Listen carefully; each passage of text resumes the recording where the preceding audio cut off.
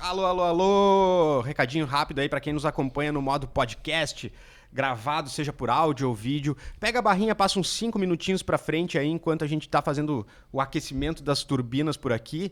Logo, logo a gente vai começar valendo. E para quem já tá nos acompanhando aí no YouTube, pega aí, aproveita esse momento aqui para curtir, enviar, né? Encaminhar nosso link, nos ajuda aí a divulgar nosso conteúdo e nosso material, certo? Logo, logo a gente tá de volta. Valeu!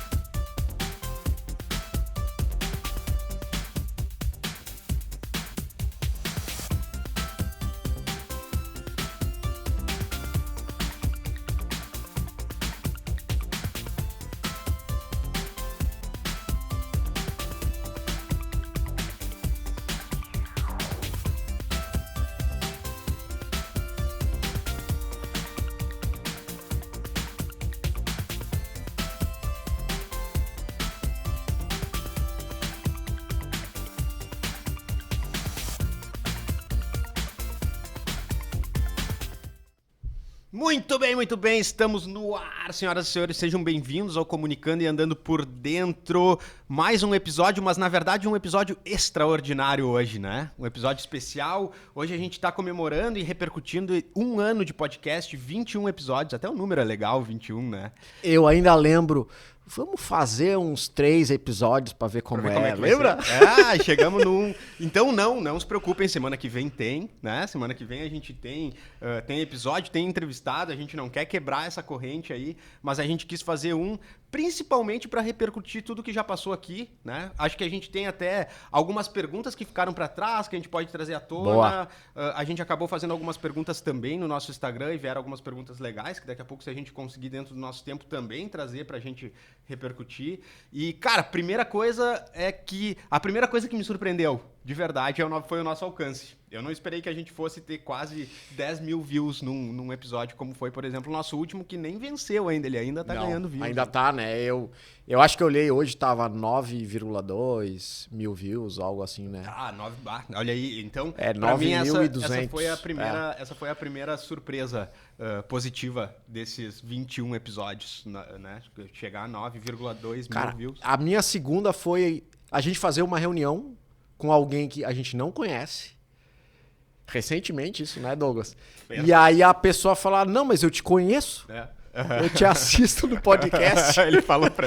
Cara, e foi a segunda vez, né? Eu já fui reconhecido na rua, isso é uma loucura, né? Absurdo. Maluco. Mas enfim, Legal, é show. Já que o tempo hoje é nosso, até antes da gente iniciar e falar do nosso patrocinador, que também tem que fazer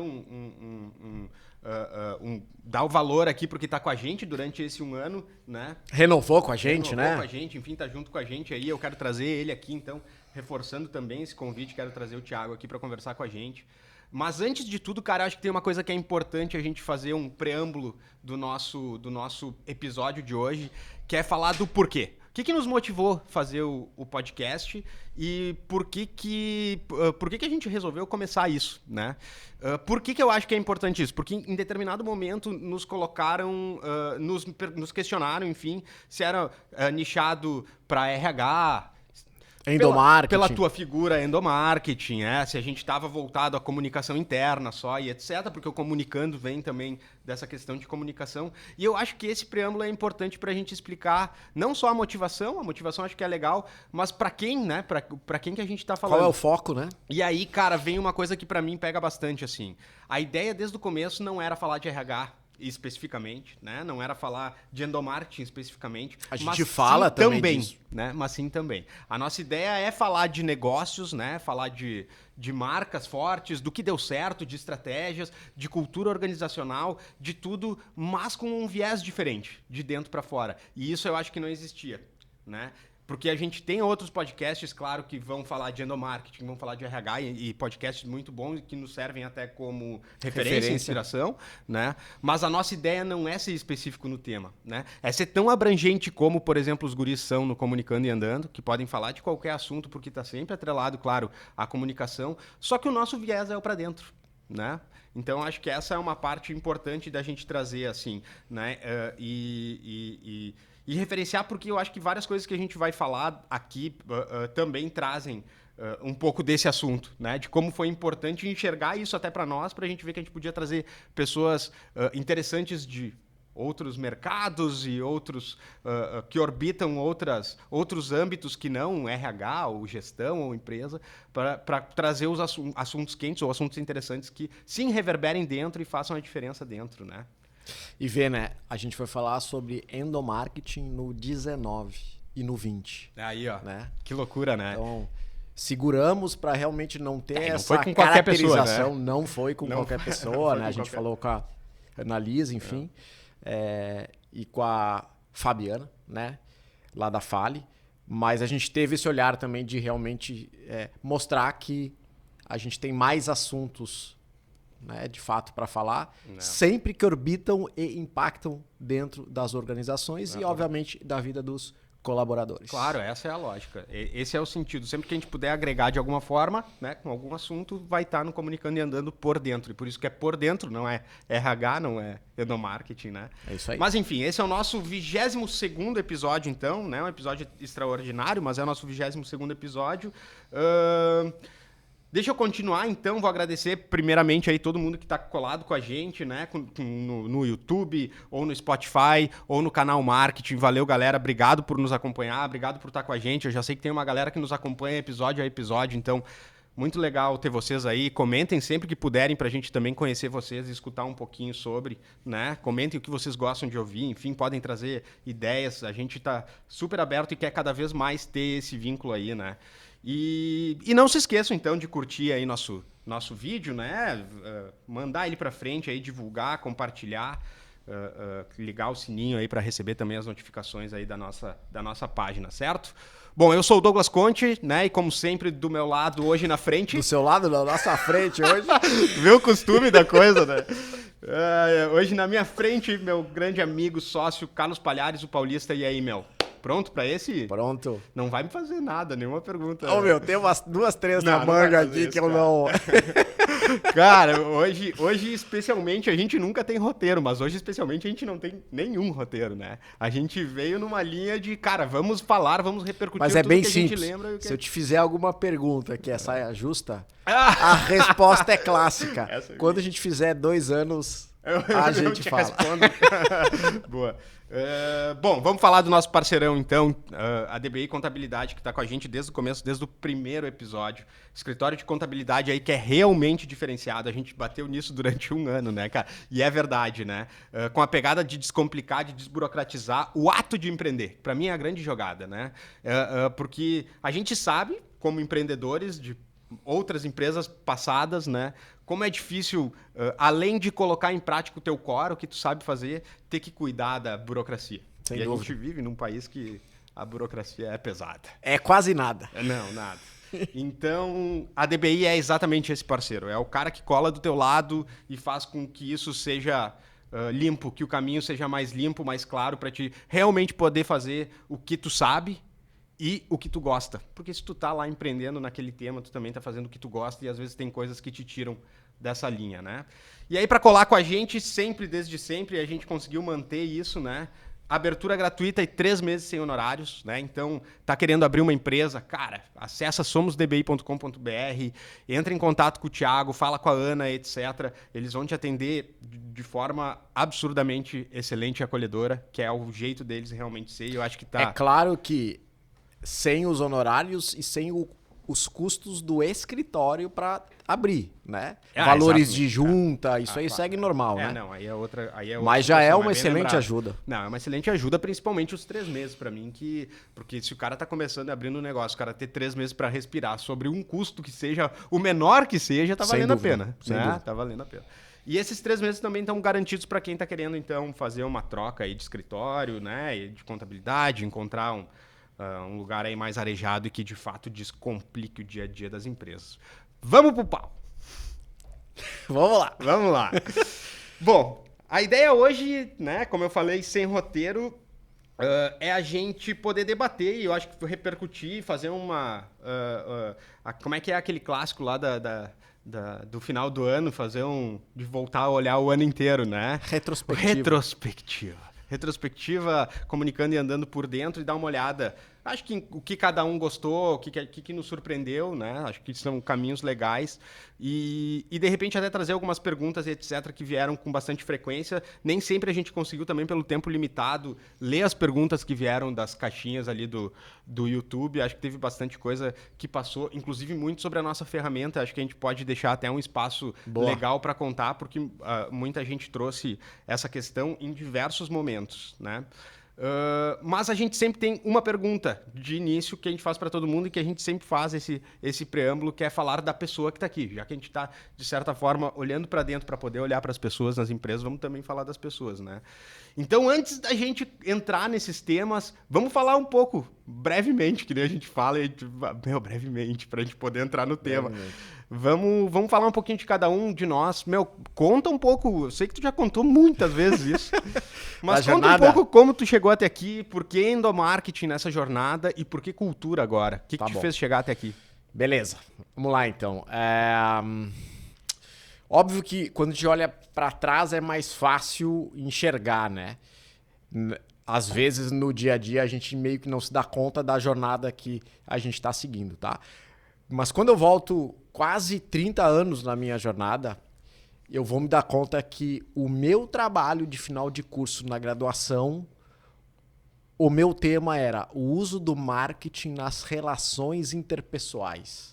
Ou seja, já tinha um viés de endo aí, cara. Né?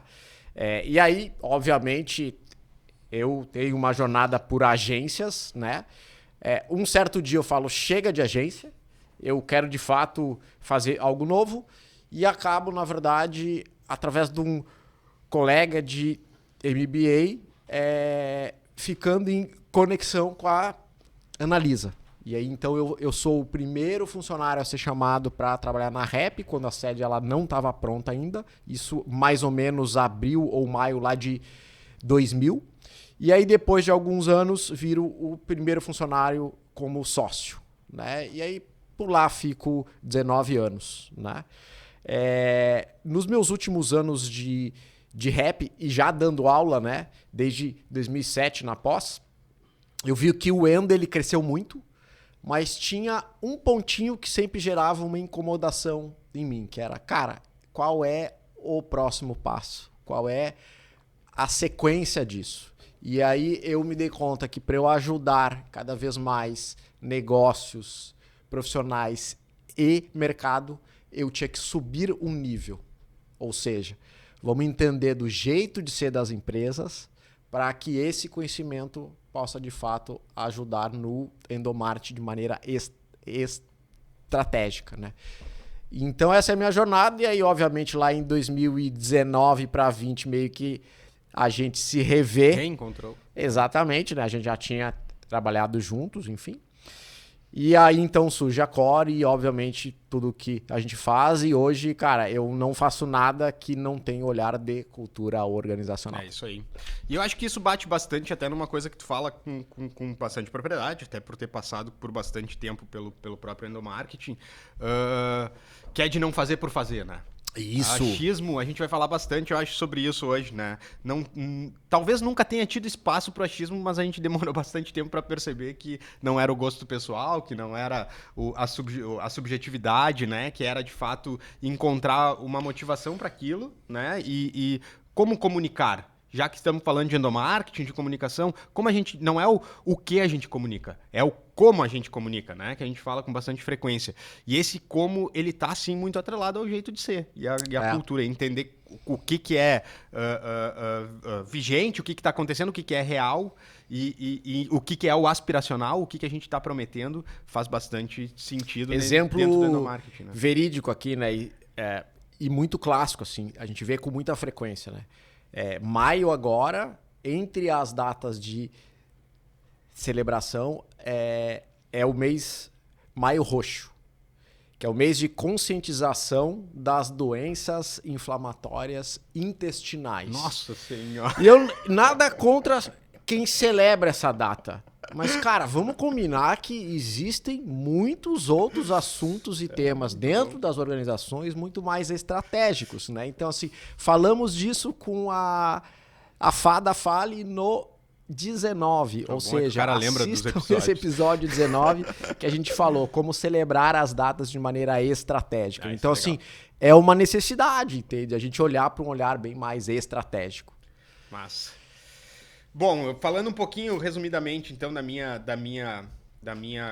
caminhada, vamos dizer assim, eu sou do branding, né? Sou formado em design, mas andei por branding por bastante tempo, me especializei em branding, etc. Trabalhei com diversas marcas, enfim. Numa das minhas passagens, aí acabei te encontrando no mercado, né? No endomarketing. A gente acabou atuando junto aí num braço que já atuava com cultura, né? E essa passagem, acho que eu até comentei isso no da Analisa, que foi o 20º, né? 20º. Essa passagem pelo endomarketing, na verdade, não é que mudou o meu viés, e às vezes eu falo bastante isso, mudou o jeito como eu olho o branding. Não é que marcou, ele acendeu um espaço que estava escuro, porque, na verdade, aquilo já existia, eu não tô recriando nada, né? E até eu acho que eu falei sobre isso.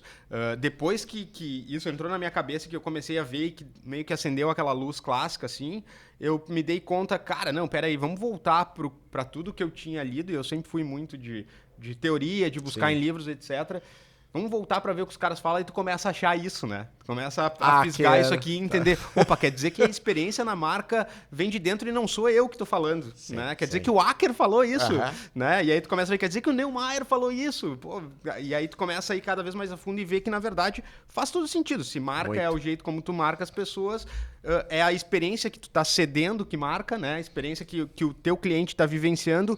Muito dessa experiência, grande parte dela, é feita e entregue pelo colaborador. Então, se na verdade tu não começar por dentro, o cara não vai entregar o que tu espera que entregue fora, né? Então, isso fez muito sentido para mim. O Andar nos levou na verdade, pela própria Lapidário, que era a empresa que eu tinha antes, de branding, etc., né? Em tentar encontrar uma forma de sintetizar um pouco mais o que era cultura e as empresas enxergarem a importância disso. A gente chegou naquele estudo, né, da Harvard Business Review, que depois, quando a gente se encontrou, isso fez sentido, e depois a gente pode até falar um pouco mais da Core, eu acho que trazer essa questão à tona. Mas foi aí que eu me dei conta que, na verdade, é isso, né? A cultura, ela não só é um alicerce. O alicerce, na verdade, ele tá lá parado, ele sustenta, ele é importante. Mas eu vejo a cultura como a coluna vertebral do troço, sabe? Porque não adianta ter um alicerce, se o troço tá assim, ele vai cair da mesma forma, né? Acho que a cultura, ela é a coluna vertebral mesmo. Ela tem que estar reta, tem que estar corretamente para sustentar absolutamente tudo e levar... Na verdade, todas as ações, todas as estratégias têm que estar atreladas a ela, senão não faz sentido, né? Boa. Mais ou menos por aí, né? Mas e aí?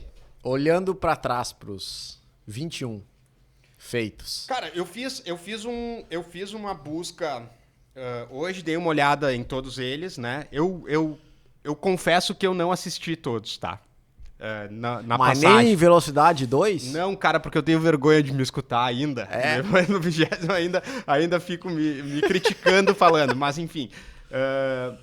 Mas eu dei uma buscada, eu escutei algumas coisas. A gente fez alguns cortes, então também facilita, porque a gente tem alguns cortes de pontos que são legais. E eu separei algumas... eu não sei quantos tem, 9, 12, 14. 14 temas que foram falados de uma maneira geral. Né? Mas eu sei que tu organizou isso de uma maneira, acho que depois tu pode trazer, porque faz bastante sentido como tu trouxeste, ou como tu organizou esses temas. A gente falou de marketing e RH agindo juntos, né? Em prol da marca. Em mais de um episódio. Mais de um episódio. A gente falou de intraempreendedorismo, que foi muito legal. A gente falou de como o desenvolvimento das carreiras pode alavancar a transformação. E aqui eu já estou... misturando mais de um episódio. A gente falou de habilidades de vendas complexas como ferramenta internamente para se vender, para vender seu peixe. A gente falou de diversidade geracional mais de uma vez, né? A gente teve episódio focado nisso, mas eu acho que a gente até avançou no tema em outros de maneira mais... A gente avançou no da Line e no do Edu, que eu acho que foi 17º, 16º, enfim. Um desses. E avançou até mais do que no próprio episódio, porque a gente tinha as outras, né, as outras expertises falando sobre, até porque eu acho que é um tema bem da moda.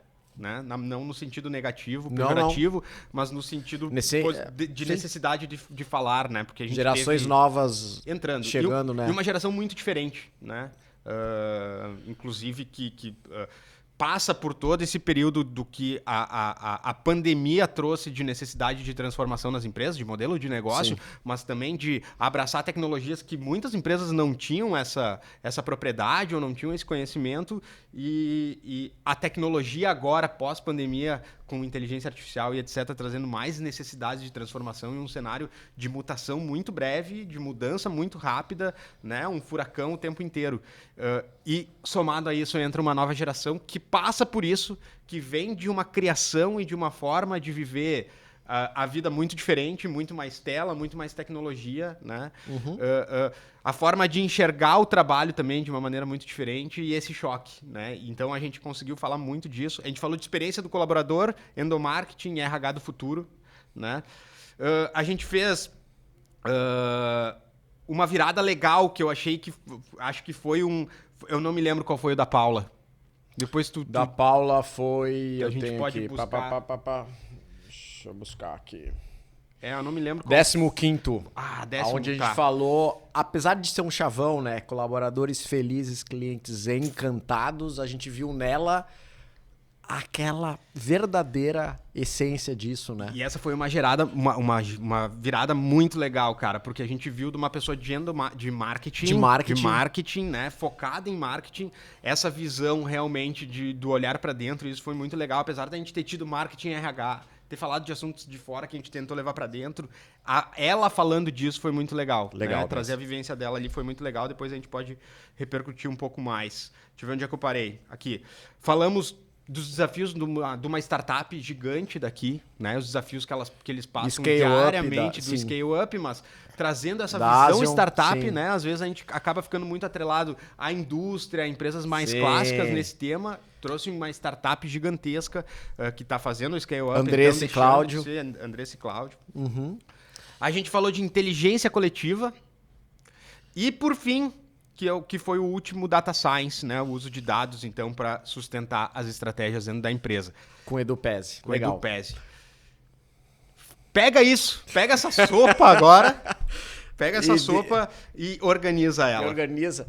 Cara, isso aí é fácil, porque eu uso há muitos anos em sala de aula essa lógica, tá? Já usava no endomarketing e agora dando aula sobre cultura, uso essa mesma lógica. Qualquer negócio necessita de gente, né? Seres humanos. Não existe outra forma, né? Dica-se, né? Assim, no episódio número 10 com o Gabriel Carneiro, a gente falou dores do CPF que, né, geram dores nos CNPJs, ou seja, para você abrir qualquer negócio, você precisa do seu CNPJ de uma pessoa, CPF. pelo menos. Exato, de um, né? No mínimo, senão você não abre na junta, né? Então, gente, recursos. Qualquer empresa vai ter recursos. E aí eu não falo só de verba, entende? Estrutura, gente, né? Metodologias, enfim, vários recursos, tá? E estratégia. Uhum. Então, assim, nitidamente dá para ver que sempre, minimamente, uma das esferas, todos os episódios faziam parte, né? Alguns até de 2, alguns até das 3, mas minimamente de 1 sempre, né? Uhum. Então fica muito fácil de entender essa lógica e essa divisão. Até porque, assim, qualquer empresa é formada pelo sonho de alguém. E aí são seres humanos que combinam e vão fisicamente ou virtualmente se encontrar ou não, ou enfim, trabalhar de maneira remota em prol de algo. Uhum. Né? Então essa é a maneira clássica aí. Cara, mas o que mais te chamou atenção? Assim, eu acho que isso é legal, cara. Porque assim, a gente levantou todos. Acho muito massa essa lógica de fazer essa divisão de pessoas, recursos e estratégia, porque eu de fato consigo enxergar. Se a gente quisesse classificar, a gente classificaria. Se a gente estivesse fazendo quase um produto da Cora aqui, a gente poderia colocar até o que é isso. Encaixa. Isso a gente fala mais sobre pessoas, mais sobre recursos, mais sobre estratégia. Boa. Cara, mas conta tu. A gente podia eleger os 3 que mais gostou. Conta qual é o teu primeiro que tu mais não gostou. Gostou é muito forte. Né? Cara, não é gostou. Exatamente. Acho que gostar, o cara gosta, na verdade, um pouco. Todos eles foram relevantes. Sabe que teve uma coisa. Olhares legais, né? Novos temas, enfim, ênfase em alguns assuntos que de fato exigem, né?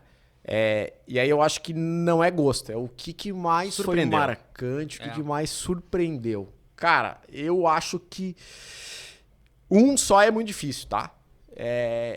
Eu tenho uns 2, 3, assim, que foram bem marcantes. Massa. Número 1, o do Regis, né? Assim, legal. O meu também. Então tu vê, né? A gente o meu também. Não tinha nem combinado aqui. O meu foi o que mais, mais marcou. Episódio, deixa eu dar uma olhada aqui na minha colinha pra saber qual é, cara. Número 8, cara.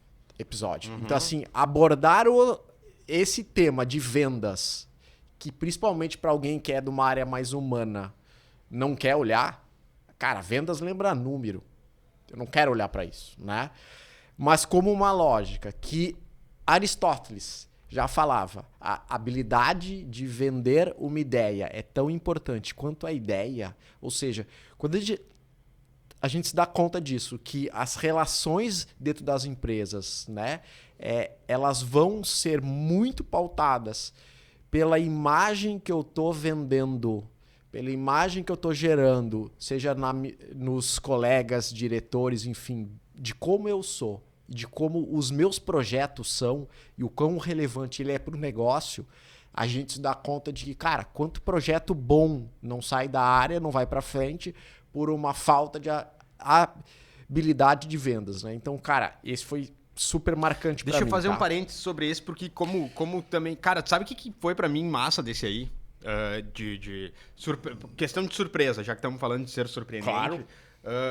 Foi abrir uma janela. Ele abriu a janela de, tipo assim, que a gente viu... Porque, cara, eu tinha uma preocupação com o nosso podcast, que era exatamente pelo fato de ser nichado. Se esgotassem. Esgotar. Esgotar as pessoas e esgotar os assuntos. Esse foi um que abriu uma janela, porque, na verdade, tu vê que assim, ó... Cara, não, peraí. É qualquer um. É qualquer pessoa que tiver algo relevante pra falar, vem pra cá. A gente só vai definir um tema e tracionar pra que esse tema, alavancar pra que esse tema faça sentido de dentro pra fora. Essa é a lógica, claro. Certo? Então, pra mim, ele abriu uma janela muito legal. E, apesar da gente ter um valor, na verdade, tem uma defesa que a gente faz, muitas vezes, enfim, inclusive em consultorias ou quando estamos prestando consultoria para as empresas, quer trazer aquela frase, a politicagem esconde o mérito. Porque é de fato, né? No momento que a gente começa a dar muito valor para a politicagem, para a pessoa que sobe lá só para falar, com o cara que está criando influência só, a gente sabe que o verdadeiro talento, que daqui a pouco não tem tanta posição para isso, ele vai ficando de lado, fica escondido. Ele não só fica escondido, como ele vai começar a se chatear com isso, se incomodar com isso, vai embora, né? Então é claro que a politicagem esconde o mérito.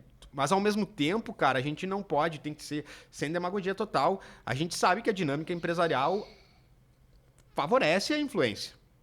É comum, é normal que isso aconteça e faz parte. E eu acho que é aí que vem o segredo desse episódio do Regis, da venda complexa. Porque é tu aprender que, cara, essa é uma soft skill que eu preciso ter. Né? Eu tenho ideias legais, eu tenho ideias inovadoras, eu sou um cara que trabalho muito bem, né? Tenho todas as hard skills necessárias, meus projetos vão super longe, técnico. Etc, super técnico. Só que, cara, se eu não souber mostrar que isso aqui vale, isso não vale de nada, né? É a velha história, né? Não adianta ser bom se as pessoas não souberem que é bom, né? E não é uma venda simples, essa venda interna. Não é uma venda simples, exatamente. Porque você de fato precisa enxergar o jeito de ser daquela empresa, as dinâmicas que rolam ali, qual é o momento mais adequado, como é que eu vou nutrir essa minha imagem. Né? Isso aí. Então, uma imagem, tudo é imagem. A Ana-Lisa falou em imagem. A importância dessa imagem. Né? Da marca pessoal, de tu construir uma imagem. Isso também é bem importante. Cara, fala e aí fala teus outros dois. Mais dois, tá? Eu acho que foi o número 2, tá? Que foi, na verdade, com o Thiago e a Patrícia, tá? E foi também o número 17, com o Cláudio e a Andressa. Ah, legal. Esse é diferente. Por quê? Porque, cara, a gente tá vendo duas realidades ali, né? De estilos de cultura super diferentes. E, ao mesmo tempo, dois colegas em áreas diferentes que se somam, enfim, trabalhando juntos. Certo. Então, a gente fez isso com frequência. Exato.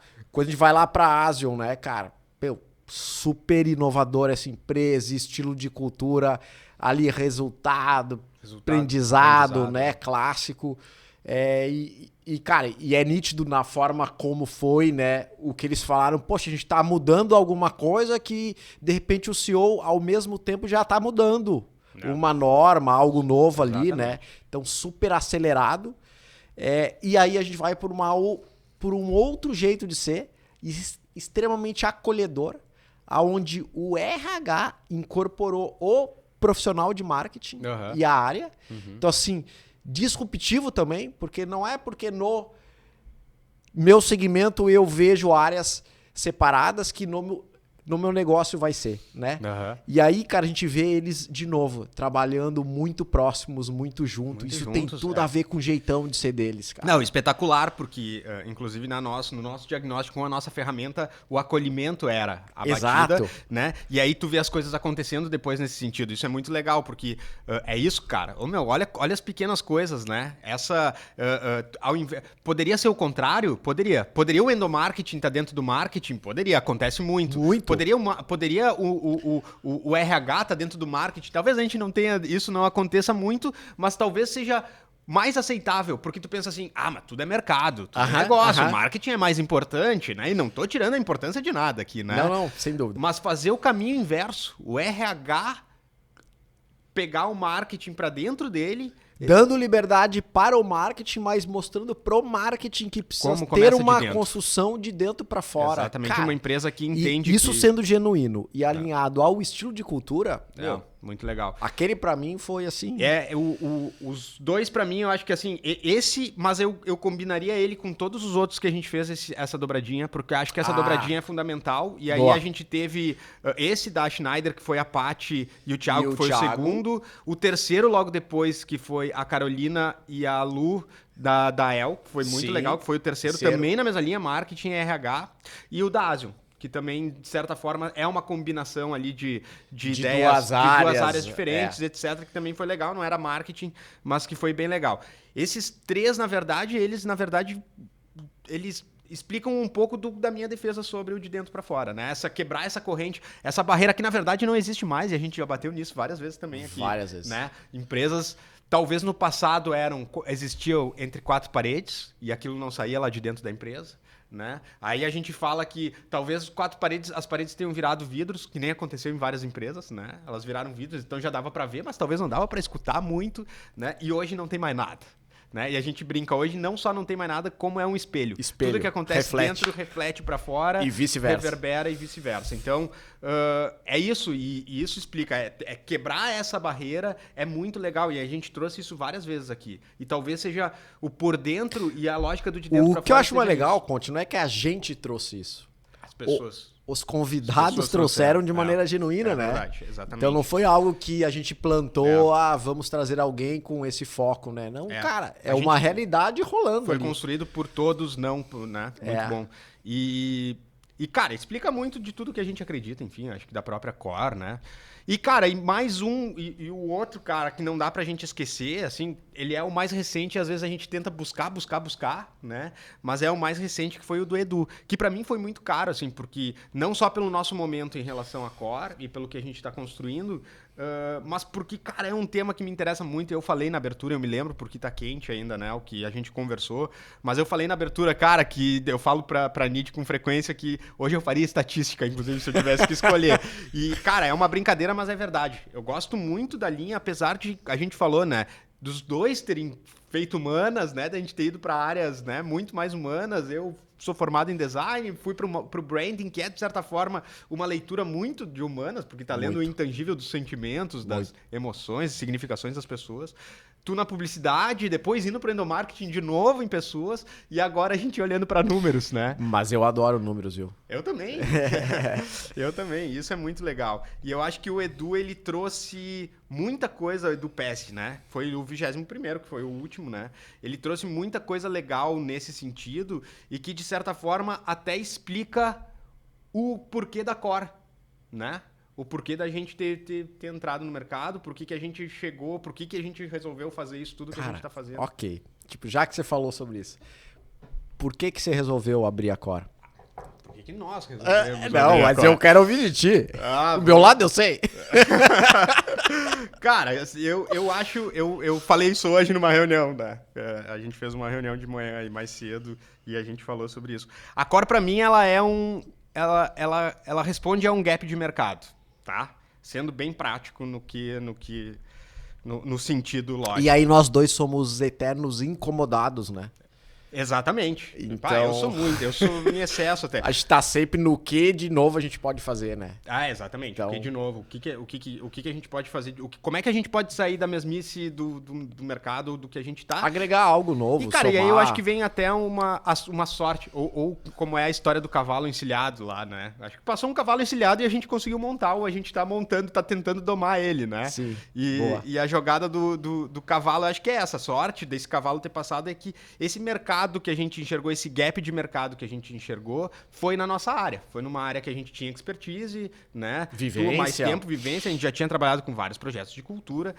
E a gente viu que, de alguma forma, a gente precisava superar o método tradicional, inclusive, que a gente, de certa forma, já trabalhou, né, em alguns projetos, né? Então, não é falar mal de novo, né? Não. Mas é uma forma diferente de fazer. É uma forma diferente de ver, né? Então, superar métodos tradicionais, que às vezes são muito, muito, muito subjetivos, muito pouco práticos, muito pouco tangíveis, né? Fica muito na subjetividade e, sobretudo, para mim, muito morosos, né? Então a gente tem uma série de métodos. Eu agregaria mais um, tá? E geralmente só para grandiosíssimas empresas, porque exige um investimento alto. Você fica às vezes 1 ano, 2 anos, 3 anos em todo um processo. E cultura acontece em todas as empresas. Exato. Né? A partir de 3 pessoas temos cultura, né?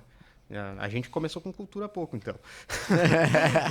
Mas, enfim, cara, eu acho que, assim, o mundo mudou. A gente sabe, o mundo já vinha mudando absurdamente.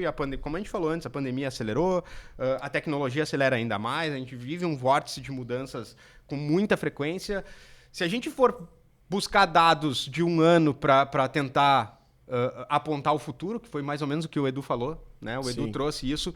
A gente não vai conseguir apontar o futuro. Sim. Talvez a gente esteja apontando o presente ou nem o presente. Sim. Né? Com dados de 1 ano, dados sejam dados de já. meio ano, a gente tem que medir, a gente tem que saber o que aconteceu lá atrás, é importante, mas a gente tem que saber medir o presente, né? E eu acho que é por isso que a Core nasceu, é por isso que a gente nasceu. Era de enxergar isso, de enxergar essa necessidade de renovação desse mercado, né? De uma necessidade de aplicação de tecnologia, aplicação de inteligência, aplicação de dados, inteligência artificial, inclusive, para um mercado que ainda era muito tradicional e que trazia ainda esses elementos mais morosos. Na sua visão, a Core existiria se a gente não tivesse desenvolvido uma ferramenta?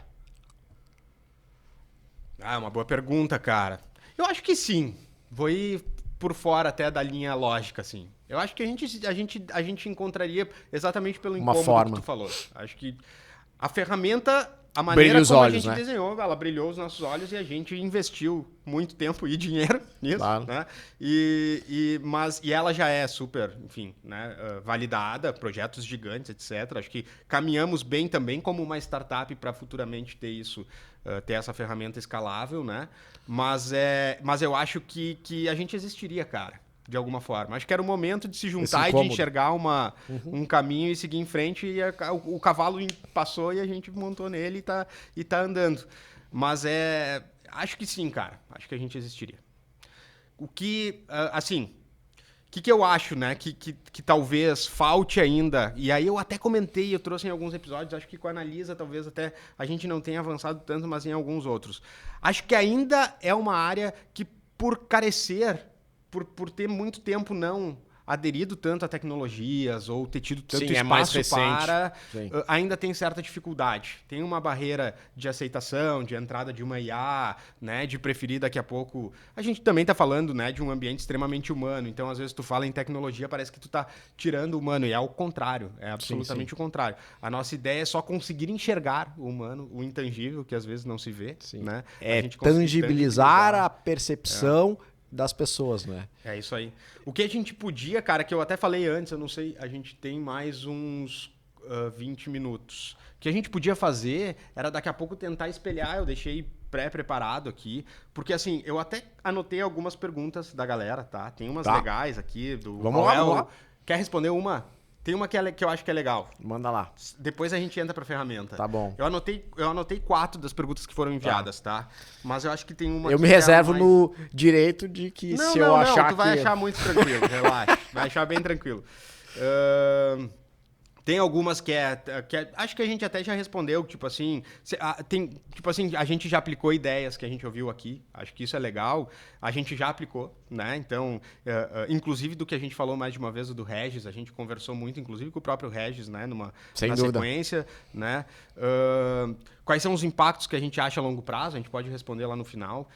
Mas a que é mais legal, cara, que teve mais de uma vez, quais são os desafios para manter um podcast. O que a gente encontrou desafiador para manter o podcast, né? Você achar assuntos, e a gente passou por isso, já falou da própria janela, né?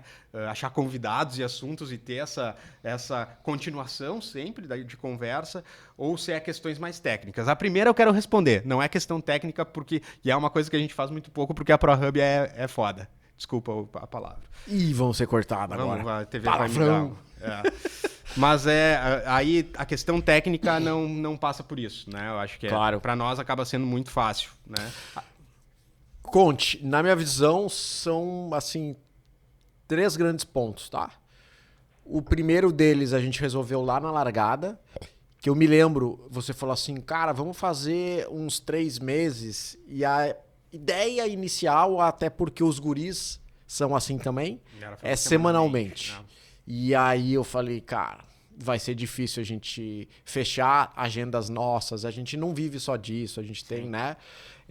E aí eu acho que isso foi uma excelente saída, assim.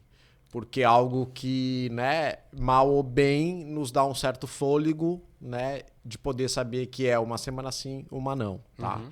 Então eu acho que essa lógica de como é que a gente vai montar é uma delas. O segundo desafio, a gente meio que já falou, que é assim, cara, entender qual é o escopo para que a gente tenha sempre convidados, né? E aí, obviamente, a gente também herdou dos guris uma lógica que é sempre solicitar no final para quem está aqui indicar. Então, isso ajuda bastante. Inclusive, se quiserem indicar. Exato. Essa é uma coisa legal. Abre o nosso leque.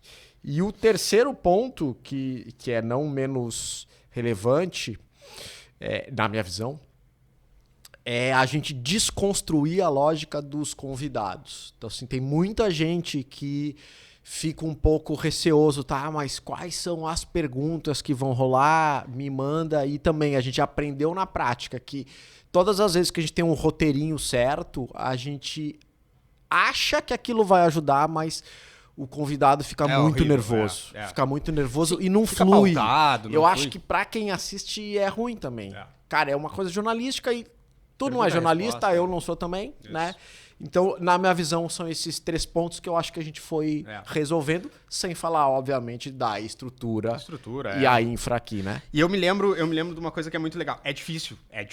É difícil, não só difícil de manter, é difícil porque normalmente a gente grava às 8h30 da noite de uma quinta-feira, que tu já tá cansado, já foi a semana. As quintas-feiras, não sei porque elas... Acho que porque tem o podcast, elas são ainda mais intensas, né? E aí o cara chega normalmente às 8h30 aqui, acabado, moído, sim, né? E aí, cara, o cara levanta, né? Porque eu me lembro... Sempre que eu vou embora, vai embora feliz. Que bom que eu vim, cara. Exatamente. E aí eu me lembro de uma frase que eu acho que o Nando falava. Cara, pra mim isso é uma terapia. E né, cara? É muito massa. No fim o cara sai feliz, o cara parece que tu tomou um Red Bull na sequência do negócio e deu uma acordada até.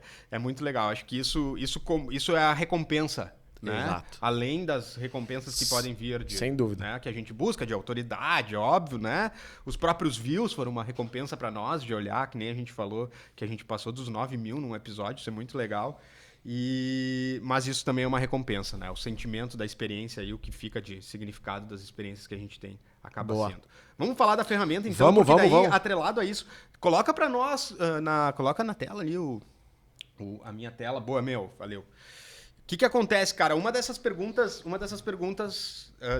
de algumas perguntas que aconteceram e que aconteceram ao longo dos episódios, era exatamente, expliquem aquele mapinha que tem na tela. Vocês falam sempre da ferramenta e nunca vão em frente, né? Então, na verdade, eu tinha pensado nisso exatamente para a gente conseguir abraçar com um tempinho e explicar um pouquinho o funcionamento dela. Acho que a gente não precisa entrar em detalhe em como são feitas as análises e etc., mas falar um pouquinho do que ela é. Esse é o nosso mapa, essa é a matriz de cultura da Core, né?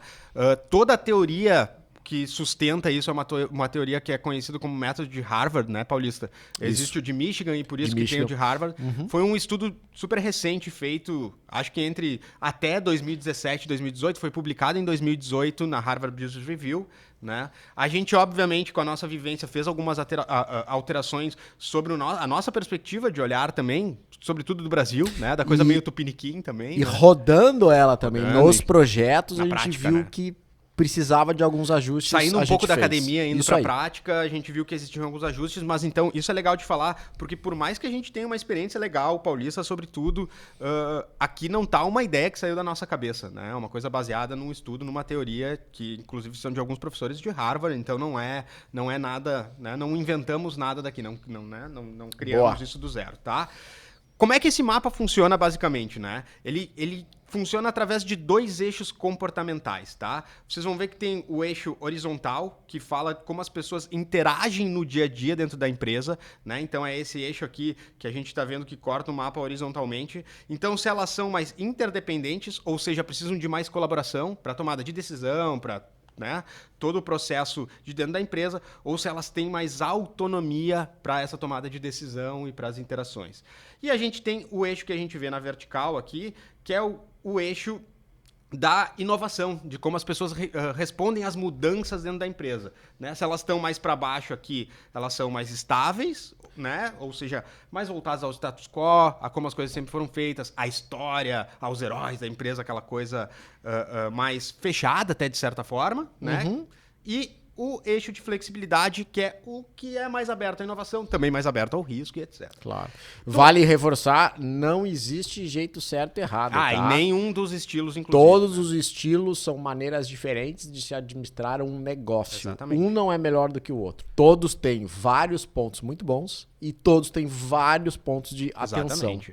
É fácil até de ver quando a gente olha, por exemplo, para esse último eixo que eu falei, só olhando para eixo, nem indo no ponto, mas do flexível e estável tu consegue ver. Tu sabe que o estável corre muito menos risco, que pode ser um ponto bom.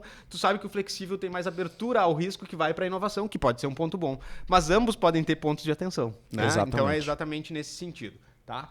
Esses 2 eixos formam 4 quadrantes, cada quadrante tem algumas especificidades, mas o importante é que dentro desses quadrantes, de cada um dos quadrantes, a gente tem 2 estilos ou 2 arquétipos de cultura. Né? Esses arquétipos, sim, têm as suas características, né? Tem a sua forma, tem os seus comportamentos, as suas crenças, tem muita coisa atrelada daí sim às análises, certo? O que a nossa ferramenta faz, né? Pra gente não entrar em cada um dos arquétipos e ficar mais tempo falando, depois a gente pode até colocar no comentário o vídeo sobre ela, que daí eu acho que explica um pouquinho mais, né? Mas o que a nossa ferramenta faz? Ela tem 3 braços, tá? O primeiro braço, que é o Driven, que fala sobre a cultura real, né? Que a partir de assessments que também são super dinâmicos, lúdicos, né? E que levam uma lógica um pouco diferente até de captação de dados. Essa é uma preocupação grande que a gente tem, diga-se de passagem. A gente falou bastante com o Edu isso. A importância das perguntas, né? A importância de como perguntar para não criar ruído na resposta. Nós gastamos um tempo para desenhar essas perguntas. E na verdade é isso, né? Então a gente, a partir de uma IA também, que cria uma árvore de perguntas específicas a partir do que o cara está respondendo, a gente vai conseguindo captar dados e esses dados eles vão dar um resultado sobre a percepção do agora, do que está acontecendo agora, do que é real, do que é vigente. Isso aí. Qual é a cultura, então? É a cultura vigente, a cultura real da empresa.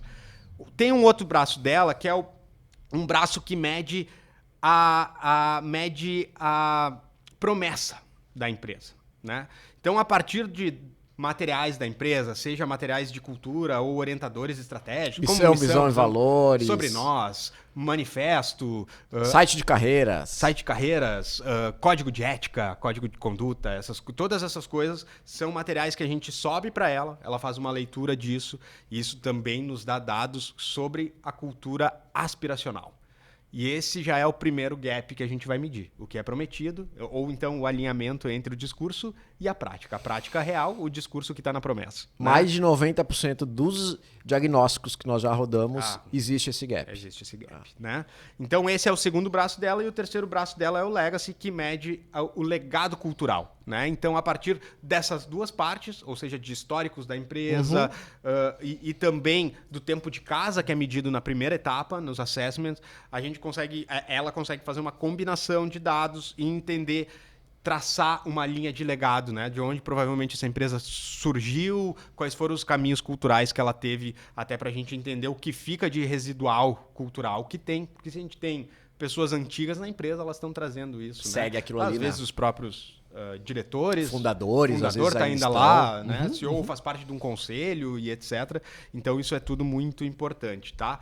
Eu vou mostrar rapidamente uns dados que eu deixei pronto aqui. Eu vou limpar isso aqui, vou só prismar alguns dados aí. Isso é real, tá? Isso é um dado, são dados reais. Aqui eu não vou abrir, os recortes de líderes, colaboradores, unidades, etc. Mas tudo isso é possível, né? A gente consegue fazer uma série de levantamentos sobre isso, comparar lideranças, comparar áreas diferentes, entender gaps entre áreas, entre unidades, entre marcas de uma empresa, de uma corporação, né? Então tem uma série de coisas que a gente consegue fazer sobre recortes, né? E enxergar sobre recortes, além de todos os indicadores que ela traz, desde o fit cultural, que é o mais importante, que nos é mais caro, mas até, obviamente, score de ambiente, que é o de clima, né? O de ambiente que traz de clima, mas de confiança, de orgulho, NPS, inovação. de inovação, de comunicação, etc. Alguns outros indicadores de sentimento, que é muito legal, são cruzamentos que a gente faz com bastante frequência, tá?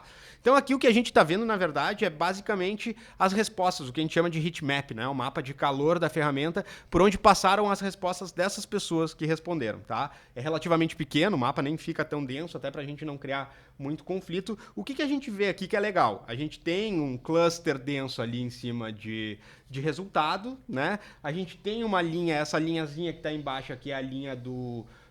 Eu vou sinalizar aqui para poder ver, aqui está um pouco de delay, mas essa é a linhazinha aqui da onde sai do nosso legacy, né, do legado, saindo então de autoridade. Teriam várias análises que a gente poderia fazer só nessa linha. A gente tem alguns outliers aqui em cima, então a gente vê que tem uns outliers, né, saindo para propósito, para acolhimento, tem que entender o porquê.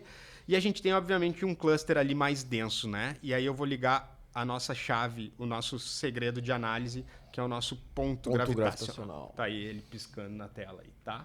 Esse é o ponto gravitacional. Vale reforçar, Conte, que não tem uma reunião que a gente não dê ênfase nesse ponto, né? Precisa ter um cuidado muito grande. A gente jamais vai atrás da média de respostas. A média de respostas, ela vai dar média, mediana ou moda, nada nos interessa. Vai dar um desvio de análise, cara, absurdo, né? Então a gente realmente tem toda uma inteligência por trás e a gente vai ir atrás do cluster mais denso, porque o fato é que a maioria das pessoas com uma percepção de um estilo de cultura é que denotam qual é o estilo vigente ali. Vou até fazer uma coisa aqui, eu vou colocar um raio 80, 90 aqui, só para ver quantos % estão aqui. Ó, tem 51% das respostas aqui. Então é isso que importa. Só nesse cluster. Só nesse cluster. Então é isso que importa, né? Porque o que acontece? Pela estatística, isso é uma coisa relativamente nova em estatística, porque por muito tempo se fez a média e aí vem a história dos pães, que eu falo sempre, né? Se tiver 2 pães aqui, né? O cara colocou 2 pães aqui e alguém comeu. Pra estatística, cada um comeu um. Sim. E eu posso ter comido os 2 e tu tá com fome. E aí a gente toma uma atitude dentro da empresa, fazendo uma inferência que todo mundo gosta daquele pão. Gosta daquele pão porque só que comeu. eu odeio e eu não comi nenhum. Ainda e você ama e você comeu mas os pra 2. estatística, cada um comeu um e tá tudo certo. É a média. Mas enfim, né? Então é isso que a gente faz, é cortar os outliers, né? Mesmo que a gente precise entender o movimento de cada um deles, né? E entender qual é o cluster. Além disso, ela tem uma série, aqui eu usei 2, 3 ferramentas, ela tem uma série de ferramental por trás. A gente consegue ver de cada um a tendência, né? Então ela faz o cálculo de tendência de para que estilo a pessoa foi nas respostas dela. A gente consegue setar de uma pessoa só o que foi tomada de decisão, o que foi comunicação, quando ela respondeu apertada pela ferramenta num cenário simulado, como é que ela foi. Então a gente consegue colocar isso também no mapa, olhar uma pessoa já faz muita diferença. Obviamente que aqui, se a gente tivesse também os dados de promessa, a gente conseguiria colocar o ponto gravitacional 2, que seria o ponto gravitacional do aspiracional, e entender o movimento que isso tem, né? Então é isso, né? Nossas análises, elas partem sempre, né, dessa ferramenta. Esse é o core da core, né? É daqui que a gente nasce. Obviamente que a gente faz vários trabalhos e a gente responde a uma série de dores, né? A gente falou até isso hoje, né? A gente normalmente é contratado por dores que a gente sabe que o cerne, que as pessoas sabem que o cerne é cultura, mas não necessariamente venham aqui resolver a cultura aqui, não é, né? Não é, começou a aparecer alguns trabalhos nessa linha, verdade, né? verdade. Mas não é o comum. É normalmente, cara, tô com um turnover alto, não consigo entender. Tem muita rádio corredor, muita briga. Produtividade muito baixa e eu sei que tem um tititi internamente. A galera chega super atraída, acolhida, mas ela não fica. Marca empregadora, né? A gente acabou nem falando da Angélica. Sabe qual foi? Esse eu não me lembro. A marca empregadora foi muito legal também. Da marca empregadora foi... Eu acho que o 16, deixa eu verificar aqui... 16. Esse também foi muito legal. A gente falou um pouco sobre isso, sobre a importância dessa promessa nova, de certa forma, para o mercado, que é a de marca empregadora, e de como tu pode enganar o colaborador prometendo algo que não é o teu. E aí, Conte, já que você colocou aí, cara, eu quero fazer uma ênfase aqui, que com frequência eu uso esse exemplo até em sala de aula, tá? Então, vamos pôr o seguinte... Eu estou numa empresa que o estilo de cultura é esse aqui, ó. Quer que eu marque isso? Resultado, ok? Tá bem. Que a gente falou que não ia entrar, né? Mas tipo, só pra galera visualizar. Esse estilo de cultura, ele valoriza o foco no cliente, as entregas, a alta performance da galera, da equipe. Beleza. E aí, daqui a pouco, eu sou um líder e eu tenho um liderado que ele chega numa reunião e fala assim, olha só, Paulista, eu estou há 5 anos na empresa e nunca tive chance de crescer aqui. Cara, esse é o momento que, se eu entendo o estilo de cultura, eu reforçar e entender e olhar até para as metas desse colaborador, né, para o desenvolvimento dele e checar com ele. Falar, cara, olha só, em cima das suas metas no último ano você não atingiu, você não evoluiu, né? Esta é uma empresa que a gente não promove esse crescimento de cargos alinhado por tempo de casa. Ou seja, eu tenho um discurso muitas vezes desalinhado com a minha prática, né? Então, o nível de recomendações e de análises ajuda até neste ponto, cara. Do que é legal, existe uma regra, mas tem alguns pontos desalinhados ali. Que se a gente não alinhar, a gente está gerando toda uma construção de uma visão equivocada, né? Exatamente, é isso aí. E óbvio, né? Daí falando desse arquétipo especificamente, desse estilo especificamente, excelência, metas, né? O próprio mérito é muito vinculado aí sim a resultado, né? E aí a gente tem até alguns conflitos em empresas de tecnologia, que é legal, já que a gente entrou nesse âmbito, porque quando a gente vai para esse quadrante aqui de cima, né? Esse quadrante onde a gente tem prazer e aprendizado, que talvez seja o quadrante mais inovador, o mais aberto mesmo, que a gente tem o flexível. Esse a gente também tem a questão da flexibilidade mais a autonomia, que é muito importante para quebrar barreiras, né? Porque às vezes quando tu precisa de muita colaboração, tu é mais lento, né? De novo, nada negativo nem positivo, né? Mas a colaboração faz com que a discussão tenha que se estender entre várias pessoas para tomar uma decisão, por mais flexível que seja a empresa. Esse consenso que você busca, né? Entre áreas, diretores. Não, isso aí vai ser alinhado lá em cima, entre 2, 3 áreas. Exatamente. Né? Só que quando tu mistura flexibilidade com autonomia, de certa forma tu tem uma velocidade e ainda por cima uma abertura maior, né, ao risco pela própria flexibilidade. Então a gente tem, obviamente, esse quadrante como um quadrante mais, vamos dizer assim, aberto à inovação. Disruptivo. Principalmente no de cima, que muitas empresas, né, do prazer ali, onde Google nasceu ali, né? Nasceram, Google, até o Facebook de certa forma, né? Muitas startups nasceram quando tinha dinheiro sendo injetado para dentro por investidores, né? Mas agora começaram a se dar conta que, opa, eu preciso gerar resultado, não é só buscar investimento. Não pode somente videogame, piscina de bolinha, eu também tenho que olhar para resultado. Alguém precisa trabalhar, né? Então, não tem também nada de errado, existem movimentos de prazer que funcionam super bem, até, por exemplo, parques, né, como a Disney hoje até já saiu dessa linha, mas nesse exemplo, né, de entretenimento e etc, tu pode trabalhar na linha do prazer também, até outros tipos de empresa. O aprendizado, que é muito voltado à melhoria contínua, né, então de tu tá sempre buscando inovação, novos projetos, entender o que melhorar até em processos, melhoria o tempo inteiro. É a empresa que nem nós, incomodado o tempo inteiro, querendo gerar coisas diferentes, né? E muita empresa de tecnologia também nasceu aqui.